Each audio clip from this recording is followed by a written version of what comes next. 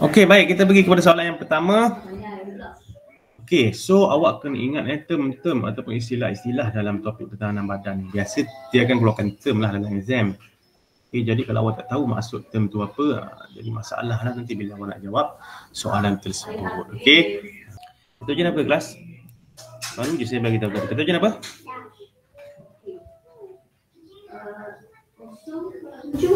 Kita ni dijangkiti oleh penyakit disebabkan oleh patogen. Patogen tu terdiri daripada apa? Terdiri daripada virus, mikroorganisma seperti bakteria, ulat, okey. Itu adalah patogen So kita panggil sebagai apa? Mikroorganisma yang menyebabkan penyakit. Okey. Apa mikroorganisma yang menyebabkan penyakit? Tadi itulah virus, bakteria, ulat. Itu kita panggil sebagai patogen. Antigen, apa dia antigen? Antigen ni kita panggil sebagai jasad asing yang merangsang penghasilan antibodi. Jasad asing yang merangsang penghasilan antibodi. Okey, apa jasad asing tersebut? Jasad asing tersebut diperolehi daripada virus yang telah dilemahkan dan dimatikan tadilah. Virus yang telah dilemahkan dan dimatikan tadi dimasukkan ke dalam badan kita untuk mengaktifkan atau merangsang penghasilan antibodi kita. Okey, kemudian antibodi. Antibodi apa? Saya baru bagi tahu tadi antibodi ni adalah protein. Antibodi ni adalah protein yang dihasilkan dalam darah untuk melawan penyakit, okey, ataupun patogen. Vaksin, bahan yang mengandungi virus atau antigen yang telah dilemahkan atau dimatikan. Okey. Tujuannya untuk merangsang hasilnya antibodi lah, untuk activate antibodi kita. Okey. Okey, bahagian C ni yang kita cakap keimunan tadi. So saya nak awak hafal graf. Bila awak tengok graf, awak dah tahu itu adalah ini adalah keimunan jenis apa. Okey. Dengan tengok graf je. Macam mana tengok graf tadi macam saya ajar tadi? Okey, tengok pada hujung graf dan tengok aras keimunan. Okey. Kalau antibodi itu melebihi aras keimunan, bermakna dia adalah keimunan aktif sebab dia berpanjangan. So awak tengoklah line dekat ujung-ujung graf ni. Kalau line dia ni maintain, tak turun daripada bawah aras keimunan ni, maksudnya itu adalah keimunan aktif. Yang ni dia turun kan, nampak ni dia turun. So bila dia turun, maksudnya apa? Dia adalah keimunan pasif sebab pasif ni dia bersifat sementara sahaja. Okey. Seorang budak lelaki telah dijangkiti penyakit cacar air. Selepas 2 minggu dia sembuh tanpa sebarang rawatan. Tanpa sebarang rawatan, tak pergi klinik, tak pergi hospital. Bermaksud apa? Bermaksud dia perolehi secara semula jadi antibodi tersebut. Okey, dia peroleh antibodi secara semula jadi. Tak perlu rawatan kan, dia kata semula jadilah. Semula jadi apa ni? Aktif ke pasif? Aktif. Aktif. Okey, dia semula jadi secara aktif. So memang aktif, yang aktif mestilah yang berpanjangan. So tengok graf. Graf mana yang berpanjangan dekat sini dan melepasi aras keimunan. So yang ni dia. Okey. Yang sebelah kiri ni. Okey, so yang kiri ni adalah kita panggil sebagai keimunan aktif semula jadi sebab dia dah bagi tahu dekat sini dia perolehi secara semula jadi tanpa rawatan. So ini adalah keimunan aktif semula jadi. Yang kanan ni keimunan apa? Nurzeti Dayana? Pasif. Pasif. Pasif apa? Semula jadi ke buatan? Buatan. Okey, bagus. Senang nak ingat. Alright, so baik, so kena ingat graf. Awak ingat graf, awak tahulah itu jenis keimunan apa. Okey, baik. So soalan yang kedua ditanyatakan satu ciri bagi keimunan yang diperoleh budak lelaki tersebut. So yang atas ini adalah keimunan semula jadi aktif. Jadi apa ciri-ciri dia? Ciri-ciri dia yang pertama paling mudah saja awak ingat, dia diperolehi secara semula jadi selepas jangkitan. That's all. Okay, senang sahaja. Okay, soalan B. Puan Azrina baru saja melahirkan anak lelaki sulungnya. Sebelum keluar daripada wad, jururawat telah memberikan jadual imunisasi. Jadual 3 menunjukkan sebahagian daripada jadual tersebut. So ini sebahagian daripada jadual tersebut di mana anak dia ni perlu divaksin lah ataupun diberi imunisasi. So ada beberapa penyakit, dia ambil sebahagian dia. So ada 3 penyakit dekat sini. Okay, BCG. Ada 3 jenis imunisasi, BCG, hepatitis B dan juga HPV. BCG ni untuk tuberculosis ataupun TB. Lepas tu ini untuk hepatitis B ada 3 dos. HPV dia tak perlulah sebab anak dia lelaki. HPV ni saya cakap tadi untuk apa? Untuk kanser cervix kan. Cervix hanya pada perempuan saja, itu pun ketika berusia 13 tahun. Okey, so 2 ni dia kena ambil. Okey, so soalannya sekarang ni, nyatakan jenis keimunan bagi mencegah hepatitis B. Kan saya dah ajar tadi.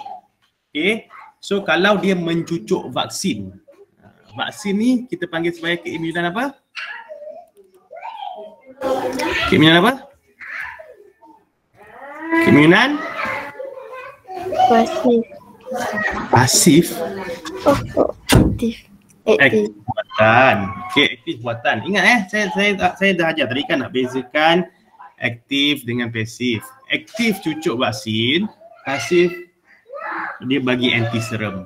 Okey, itu beza dia. Dan ini sebelum jangkitan ke selepas jangkitan kita bagi ni? Tiga Bumi? Kita bagi ni sebelum jangkitan ke selepas jangkitan vaksin ni? Sebelum. Kalau sebelum maknanya dia keimunan aktif buatan. Okey, aktif buatan sebab kita bagi sebelum.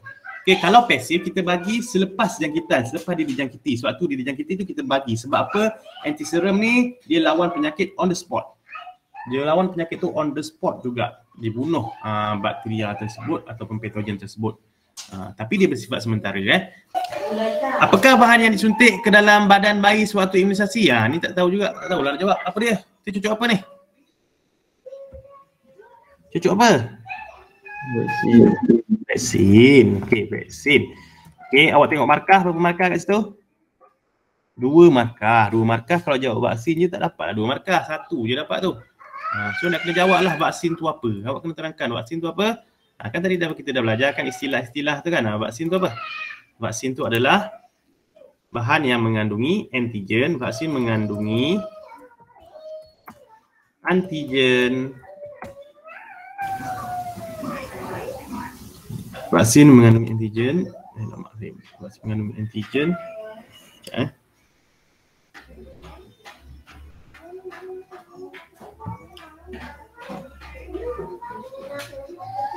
Yang dilemahkan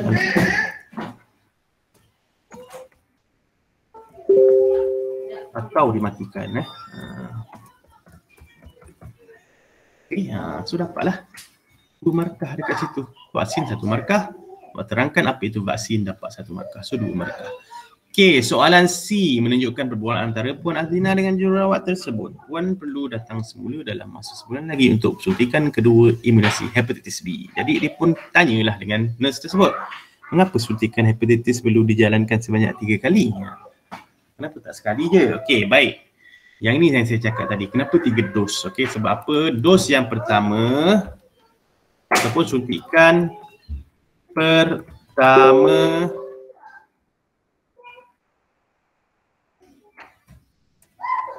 untuk suntikan pertama untuk merangsang penghasilan. Saya kecilkan tulisan ni tak muat ni. Untuk merangsang penghasilan antibody. Suntikan yang pertama untuk merangsang penghasilan antibody. Okey, waktu ni kepekatan masih rendah lagi. Kepekatan antibody masih rendah lagi. Dia untuk merangsang saja penghasilan antibody. Okey. Okey, itu 1 markah. Okey, suntikan kedua.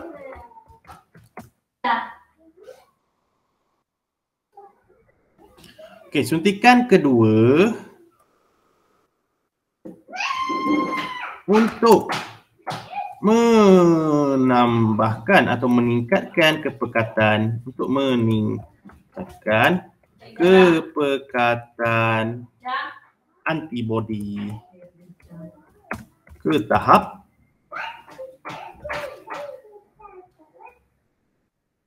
maksimum ataupun meningkatkan kepekatan antibody ke tahap maksimum ataupun meningkatkan kepekatan antibody sehingga mencapai tahap keimunan Yang ketiga apa? Ceritalah pasal suntikan yang ketiga. So keimunan mencapai tahap mencapai tahap maksimum lah, mencapai tahap maksimum selepas suntikan ketiga. Okey, so yang pertama, suntikan pertama untuk merangsang penghasil antibodi saja. Waktu ni kepekatan antibodi adalah rendah. Suntikan kedua untuk meningkatkan kepekatan antibodi untuk mencapai tahap keimunan. Keimunan yang ketiga, keimunan mencapai tahap maksimum apabila suntikan selepas suntikan yang ketiga. So 3 markah dekat situ .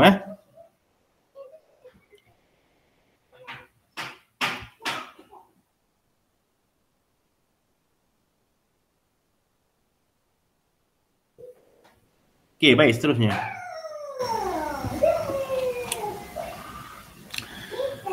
Puan Azlina telah gagal untuk mengikut jadual imunisasi. Anak lelakinya masih belum menerima suntikan imunisasi hepatitis B kedua walaupun telah berumur 1 tahun. Maksudnya apa? Maksudnya dia tak dapat lagi suntikan yang kedua. Dia tak pergi suntikan yang kedua. Dia hanya pergi yang pertama, baru 1 dos. So apa kesan dia?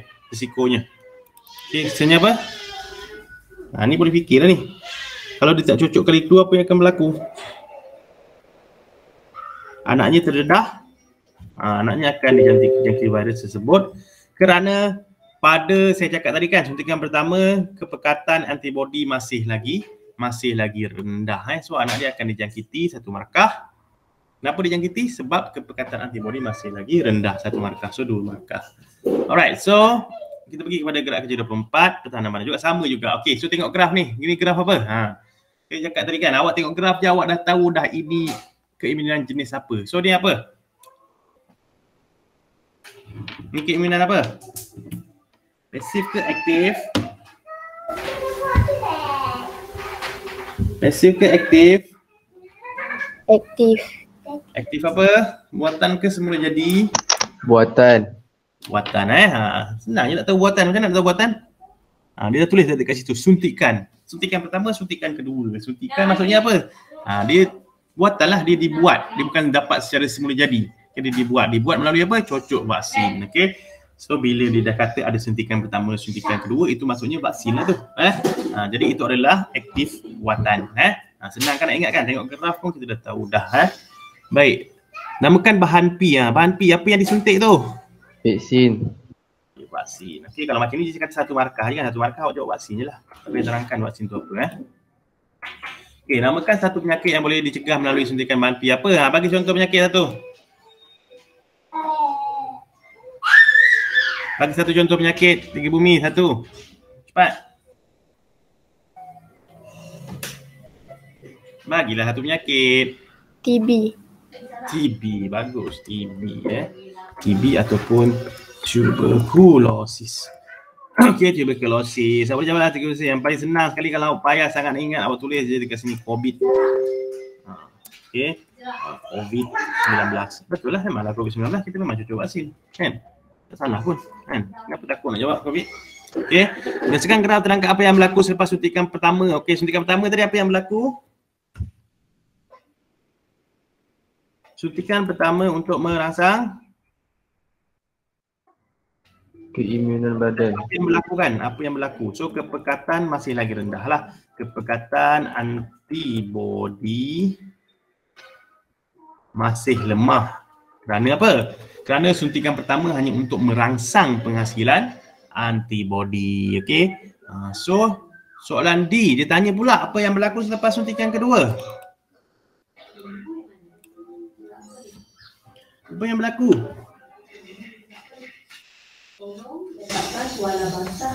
Selepas suntikan kedua,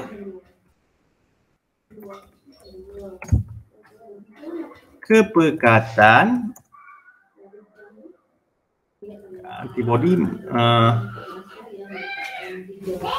antibodi melebihi paras maksimum. Paras maksimum ataupun melebihi paras keimunan. Paras keimunan lebih tepatlah. Okey. Lepas suntikan kedua, antibodi melebihi paras keimunan kerana apa?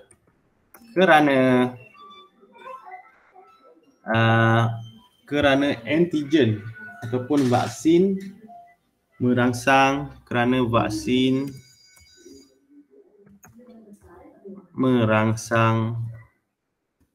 sel darah putih. Sel darah putih. Tak payah tulis sel darah putih lah, panjang kan. Awak tulis je limfosit. Limfosit. Ini sel darah putih juga. Merangsang limfosit untuk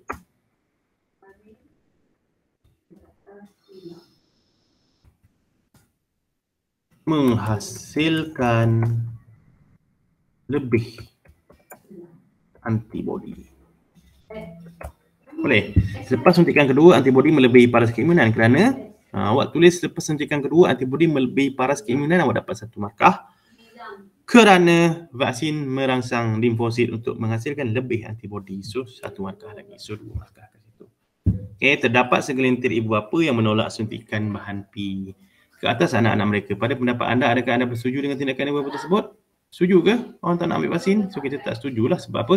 Sebab kita tidak dapat membentuk imuniti secara berkelompok. Sebab apa? Kita nak lindungi diri daripada penyakit. So kalau dia tak setuju, kita pun tak setujulah. Kalau dia setuju, kita setuju. Kalau dia tak setuju, kita tak setuju. So awak jawab tak setuju je, awak dapatlah 1 markah. Ni 2 markah. Awak jawab tak setuju, dapat 1 markah. Tak setuju. Tak boleh tidak. Tidak. Awak jawab tidak je lah. Awak jawab tidak. Dapat 1 markah. Tak setuju? Anaknya akan terdedah kepada penyakit terjangkit. Bagilah contoh seperti COVID-19. Okey. So, 2 markah kat situ. Tidak 1 markah. Sebabnya apa? 1 markah. So, baik. Tamat berkaitan dengan kesihatan manusia bab 4. So, dalam bab 4 yang belajar apa? Penyakit berjangkit tidak berjangkit kan? Okey, apa dia penyakit berjangkit tidak berjangkit? Okey, dari segi istilah, dari segi maksud dia, dia boleh berpindah kepada yang lain. Kalau tidak berjangkit, tak boleh berpindah kepada yang lain. Penyakit berjangkit berpunca daripada patogen, bakteria, virus, kulat. Kalau penyakit tidak berjangkit ni disebabkan oleh genetik ataupun gaya hidup yang tidak sihat. Right? Kemudian penyakit berjangkit boleh disebarkan melalui 4 medium, iaitu udara, air, sentuhan dan juga vektor. Manakala penyakit tidak berjangkit ni dia tak boleh disebarkan lah. Biasanya dia melalui disebabkan oleh genetik ataupun keturunan. Kemudian bagaimana nak mengatasi masalah berjangkit ni? So adalah beberapa langkahnya. Kalau penyakit berjangkit ni, kita perlu jaga kebersihan diri, kebersihan tempat tinggal, perlu memusnahkan tempat pembiakan nyamuk, mendapatkan rawatan dan sebagainya. Okey, baik. Untuk penyakit yang berjangkit ni samalah, kena buat pemeriksaan secara berkala dan sebagainya. Okey. Baik, so kemudian kita masuk pula tajuk pertahanan badan. Pertahanan badan ni apa yang awak belajar tadi? Awak belajar pasal mekanisme pertahanan badan yang terdiri daripada 3 tahap ataupun 3 peringkat. Yang pertama adalah barisan pertahanan pertama terdiri daripada kulit dan juga membran mukus yang menghalang patogen daripada masuk ke badan.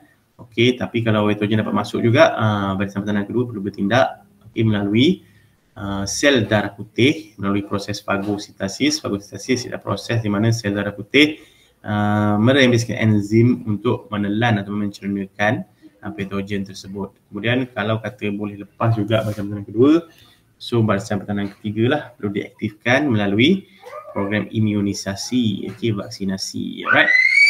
Faham?